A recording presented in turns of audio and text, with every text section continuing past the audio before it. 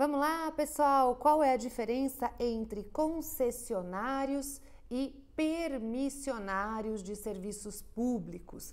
Essa é uma pegadinha que aparece em várias provas e que você tem que conhecer. Eu recomendo, para o aprofundamento aí do conteúdo, a leitura da Lei 8987 de 95. Essa lei é uma lei muito conceitual, então você vai encontrar ao longo da Lei 8987 diversos dispositivos com conceitos de institutos importantes. Em aproximadamente 2 horas e pouquinho você consegue terminar a leitura e principalmente memorizar dispositivos que costumam cair na sua prova com frequência. E uma das coisas que caem, né, uma das temáticas importantes é a diferença entre permissão e concessão de serviços públicos, no que tange à modalidade licitatória que vai ser escolhida.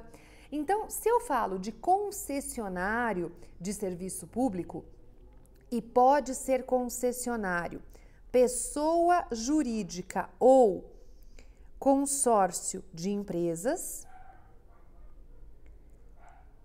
eu vou ter que escolher como modalidade licitatória a concorrência.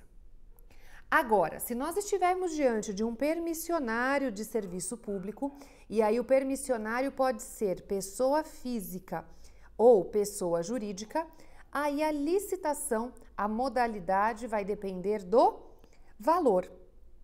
Dê uma olhada no artigo 175 da Constituição, que diz: incumbe ao poder público, na forma da lei, diretamente ou sob o regime de concessão ou permissão, sempre através de licitação, a prestação de serviços públicos. Então, para que você não faça uma leitura rápida, afoita do dispositivo constitucional, o que você precisa entender? Que esse através de licitação, eu vou ter um tipo de modalidade licitatória a depender se a minha modalidade for a concorrência e se eu estiver falando de concessionário de serviço público ou se eu estiver falando de uma permissão de serviço público.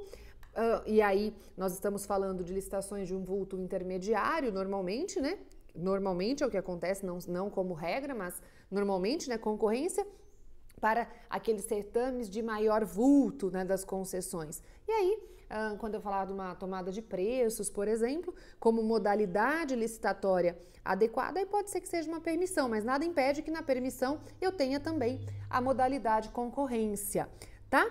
Aproveito e lembro você, dê uma olhada nas modalidades licitatórias lá da Lei 8666. Tudo bem? E lembrando, e aí uma última observação,